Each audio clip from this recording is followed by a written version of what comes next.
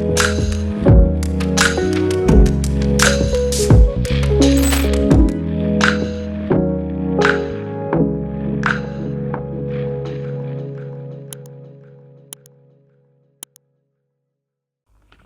बच्चों, एक बार comment section में टैली कर देना कि मेरी वॉइस ऑडिबल और क्लियर है नहीं है। तो आज फिर से मैं एक जेई एडवांस 2023 का वही सेम सेक्शन जिसको हम अभी टारगेट कर रहे हैं, बेसिकली इंटीजर टाइप वाला सेक्शन, जिसके मैंने 2 क्वेश्चन आपको इससे पिछली वाली वीडियो में भी करा दिए थे। आज इसका तीसरा क्वेश्चन लेके आ रखा हूँ उस टॉपिक के ऊपर जो अप्रॉक्सीमेटली सबसे हार्डेस्ट टॉपिक क्लेम करा जाता है मैथमेटिक्स का, और वो भी जेई एडवांस टाइप के एग्जामिनेशंस में तो सबसे हार्ड टॉपिक क्लेम करा जाता है। दैट उस टॉपिक का नाम है कॉम्प्लेक्स नंबर। आपको भी पता होगा कि कॉम्प्लेक्स नंबर में कितनी कॉम्प्लेक्सिटीज़ आती हैं। बहुत ही मैं भी जब जेई की तैयारी करता था तो मेरे हिसाब से भी सबसे tough topic, one of the toughest topic जो मैं जेई के सिलेबस में इसको क्लेम करूँगा वो है मेरे पास कॉम्प्लेक्स नंबर। और इसका टफ होने का मेन रीज़न जो है वो एक रीज़न ये है कि एक तो इसमें जो थ्योरी वाला पोर्शन है वो बहुत ज़्यादा है, और इसमें चैप्टर में इतनी कॉम्प्लेक्सिटी आ जाती है इसको सॉल्व करते करते। इसके क्वेश्चंस कुछ कुछ इतने लंबे चले जाते हैं। इसमें बेसिकली पूरा आपका कोऑर्डिनेट ज्योमेट्री घुस जाता है, और सर्कल्स आ जाता है, एलिप्स आ जाता है, पैराबोला, हाइपरबोला, सब चीज़ें ऑलमोस्ट इसमें इंक्लूड हो जाती हैं। तो इस वजह से चैप्टर जो है वो थोड़ा सा और हार्डर साइड पर चले जाता है। पर कुछ कुछ क्वेश्चन हमेशा ऐसे रहते हैं जेई एडवांस के एग्ज़ाम में भी जो हर साल पूछे जाते हैं कॉम्प्लेक्स नंबर में से। अप्रॉक्सीमेटली 8 से लेके 12 नंबर का जो पोर्शन रहता है वो कॉम्प्लेक्स नंबर में रहता है। ये क्वेश्चन पेपर 1 में आया था। ये पेपर 1 का क्वेश्चन है इंटीजर टाइप वैल्यू का, और मैं ये कहूँगा कि ये सबसे ईजीएस्ट क्वेश्चन अभी तक का कॉम्प्लेक्स नंबर का ये है। अगर आपने बेसिक बोर्ड लेवल का भी कॉम्प्लेक्स नंबर पढ़ रखा है तो आई होप कि आपसे ये क्वेश्चन तो हो जाना चाहिए, क्योंकि ये बहुत इजी लेवल का क्वेश्चन है। अगर आप इसको थोड़ा सा भी टाइम दोगे, 10 मिनट आराम से इसको करोगे, थोड़ा सा पेशेंस रख के इसको सॉल्व करोगे, तो आई होप कि आपसे ये क्वेश्चन सॉल्व हो जाएगा। और जिसने मेंस लेवल की थोड़ी बहुत भी तैयारी कर रखी है उस बच्चे से तो ऐसे क्वेश्चन खासकर एग्जाम में ईजिली सॉल्व हो जाते होंगे।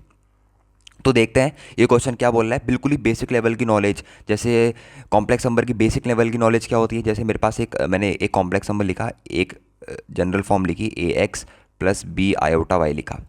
ठीक है, मैंने ये अपनी कॉम्प्लेक्स नंबर की जनरल फॉर्म लिखी, और मेरे को एक कॉम्प्लेक्स नंबर डिफाइन है कुछ इस तरीके से, 3x प्लस 2 आयोटा वाई। तो मैं यहाँ पर अगर इन दोनों को इक्वेट करके एक रिजल्ट ड्राइव करना चाहूँ, मैं कह सकता हूँ कि मेरे पास a की वैल्यू 3 है, क्योंकि जो रियल पार्ट है वो x का जो रियल पार्ट है वो कितना है a, और y का जो इमेजिनरी पार्ट है वो कितना है b।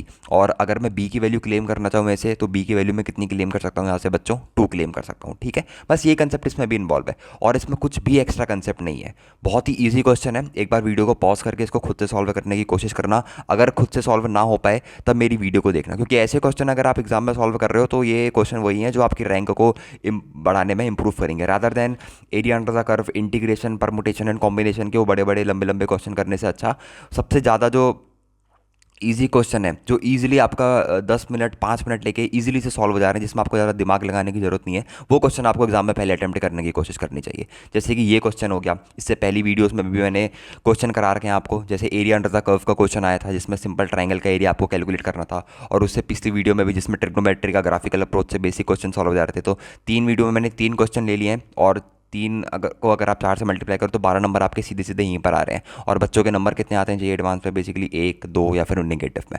तो अगर सही माइंडसेट के साथ को पेपर को अटैक कर रहे हो, उन क्वेश्चन को पहले अटैक कर रहे हो जिनमें आपका कॉन्फिडेंस बिल्डअप है, जिनकी आपने अच्छे से प्रैक्टिस कर रखी है, ईजी क्वेश्चन को अच्छे से ढूंढ पा रहे हो, तो कहीं ना कहीं आपके स्कोर में हमेशा इंप्रूवमेंट ही आएगी। अब इस क्वेश्चन की बात करते हैं। इस क्वेश्चन में हमसे बोल रखा है let a is equals to एक कॉम्प्लेक्स नंबर दे रखा है, theta belongs to real number. ठीक है, हमें ये कॉम्प्लेक्स नंबर में ध्यान देने की जरूरत नहीं है, ज़्यादा कुछ भी बड़ा नहीं है कॉम्प्लेक्स नंबर में। देखते हैं, ऐसे अभी संभाल के रखते हैं। If a contains exactly 1 positive integer n, वो बोल रहा है जो a कॉम्प्लेक्स नंबर है उसमें सिर्फ एक पॉजिटिव इंटीजर n जो है वो कंटेन कर रहा है, then the value of n is, समझ रहे हो, जो a है यहीं पर जो क्वेश्चन का कोर है वो इसी लाइन में छुपा हुआ है। If a contains exactly 1 positive integer n, जो a है उसमें सिर्फ एक पॉजिटिव इंटीजर n है, और ये जो पॉजिटिव इंटीजर n होगा ये कैसा होगा, ये एक रियल होगा। अगर भैया पॉजिटिव इंटीजर n है तो इसको रियल तो होना पड़ेगा, it can not be imaginary. ये जो आपके पास पॉजिटिव इंटीजर n है ये रियल होगा, ये इमेजिनरी तो हो नहीं सकता। ठीक हो गया, ये बात समझ में आ गई। पहले इस कॉम्प्लेक्स नंबर को देखते हैं। अगर वो पॉजिटिव इंटीजर है, मेरे को ये बात बताओ, अगर वो पॉजिटिव इंटीजर है और सिर्फ एक पॉजिटिव इंटीजर कंटेन कर रहा है, तो अगर वो पॉजिटिव इंटीजर है तो पॉजिटिव इंटीजर होने के लिए उसका रियल होना ज़रूरी है, वो रियल होगा। अगर वो रियल है तो उसका इमेजिनरी पार्ट कितना होगा बच्चों? उसका इमेजिनरी पार्ट होगा, इस क्वेश्चन में ए का इमेजिनरी पार्ट जो होगा वो कितना होगा? 0। तो इस क्वेश्चन का क्रक्स समझ में आ गया, वो हमसे क्या बोलना चाह रहा है बेसिकली। आपको इस क्वेश्चन में ये करना है, पॉजिटिव इंटीजर के लिए आपको ये कंडीशन डालनी है कि उसका जो इमेजिनरी पार्ट होगा ए का, वो कितना होगा? 0 होगा। और वहाँ से आपको एक ऐसी ट्रिक मिल जाएगी जिससे आपका क्या निकल के आ जाएगा बच्चों? एन निकल के आ जाएगा। वो एन इंटीजर निकल के आ जाएगा जिसके लिए हमारे पास जो ए है वो एक पॉजिटिव इंटीजर है। ए एक ऐसा पॉजिटिव इंटीजर एन को कंटेन कर रहा है, वो एन की वैल्यू निकल के आ जाएगी। तो इसको थोड़ा सा पहले सही ढंग से लिखने की कोशिश करते हैं। तो मेरे को जो दे रखा है यहाँ पर ए इज इक्वल्स टू, ध्यान से देखना, ए इज इक्वल्स टू दे रखा है 1967 plus 1686 iota sine of theta upon, अभी ये बहुत मैसअप करके दे रखा है मेरे को, इसको मैं बेसिकली रेशनलाइज करके थोड़ा सा इसको सही बनाने की कोशिश करूँगा। अभी मेरे को उसका रियल पार्ट और इमेजनरी पार्ट साथ में मिक्सअप दिख रहा है, तो मैं अभी रियल और इमेजनरी पार्ट को अलग अलग नहीं कर सकता हूँ। मैं कैसे अलग कर सकता हूँ? जो बेसिक अपने पास कॉन्सेप्ट रहता है, आपको सबसे पहले क्या करना होता है चीज़ों को, आपको सबसे पहले चीज़ों को रेशनलाइज करना होता है। तो मैं नीचे वाली टर्म 7 - 3 आयोटा कॉस थीटा का मल्टीप्लिकेशन कर दूँ न्यूमरेटर और डिनोमिनेटर दोनों तरफ 7 + 3 आयोटा कॉस थीटा से, तो यहाँ पर मैं लिख दूंगा 7 + 3 iota cos of theta upon यहाँ पर आ जाएगा 7 + 3 आयोटा कॉस ऑफ थीटा। तो अगर मैं इसको अंदर मल्टीप्लिकेशन करूँ तो जो मेरी नीचे वाली टर्म है वो तो a + b और a - b की आइडेंटिटी से खुल जाएंगी, तो डैट विल बिकम 49 a² + 3 का स्क्वायर 9 कॉस स्क्वायर थीटा। तो ये मेरे पास नीचे वाली टर्म बन जाएगी 49 + 9 ऑफ कॉस स्क्वायर थीटा। ठीक हो गया, ये आप समझ में आ गया। अब ऊपर आपको बिल्कुल बेसिक, आप जैसे मल्टीप्लाई करते हो आपको मल्टीप्लाई करना है। उससे पहले मैं आपको एक चीज़ बता दूं, यहाँ पर 1967 है और यहाँ पर 1686 है। तो आपको पहले ये ट्राई करना चाहिए, क्या मैं इस टर्म को छोटी बना सकता हूँ? मतलब इस टर्म को छोटा करने का मतलब इस सेंस में कि मैं क्या यहाँ से कुछ ऐसी टर्म है जो कॉमन निकाल सक रहा हूँ। तो अगर आप ध्यान से देखोगे तो ऊपर वाली टर्म में से 281 कॉमन निकल के आ रहा है।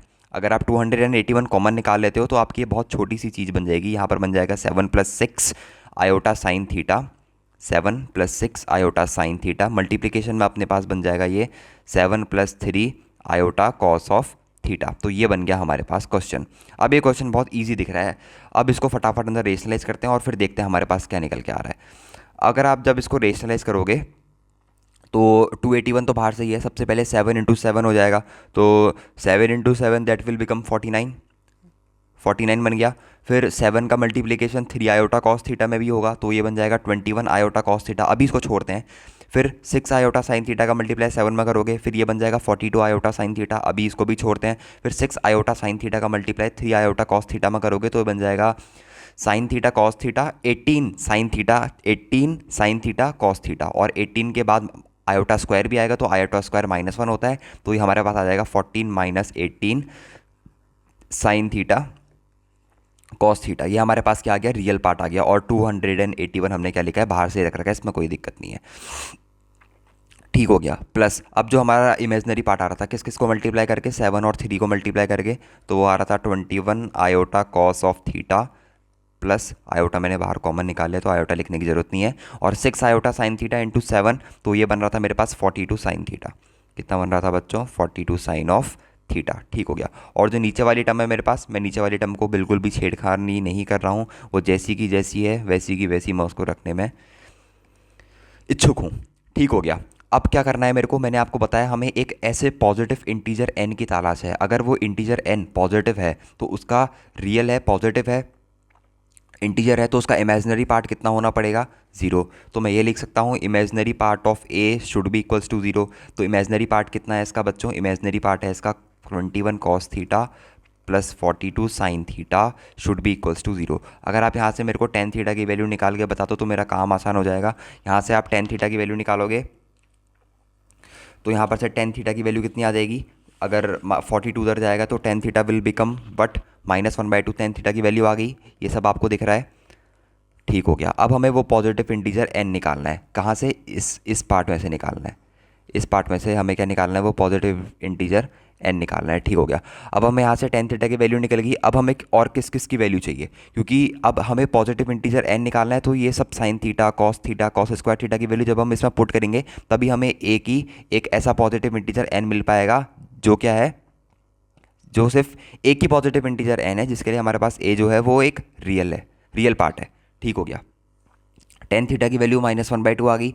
अब टेन थीटा से आप साइन थीटा की वैल्यू निकाल सकते हो। तो जब आप साइन थीटा निकालोगे टेन थीटा की गिवन वैल्यू से, तो साइन थीटा आ जाएगा मेरे पास -1/√, ये आ जाएगा मेरे पास -1/√5। कॉस थीटा भी चाहिए अपने को, तो कॉस थीटा भी निकाल देते हैं, कोई दिक्कत नहीं है। कॉस थीटा कितना आ जाएगा 2/√5। बिल्कुल बेसिक ट्रिग्नोमेट्री यूज़ करी है मैंने। तो अगर मैं इन सब की वैल्यू ए में सब्सटीट्यूट करूँ तो ये बन जाएगा 281, 49 - 18।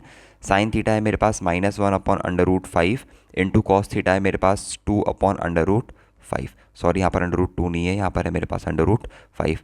अपॉन में मेरे पास कितना है, अपॉन में है मेरे पास 49 + 9 कॉस स्क्वायर थीटा, मतलब 2/√5 का होल स्क्वायर। अब इसको बस आपको सॉल्व करना है, जो आपका आंसर आएगा वही आपका रिजल्ट है फाइनल।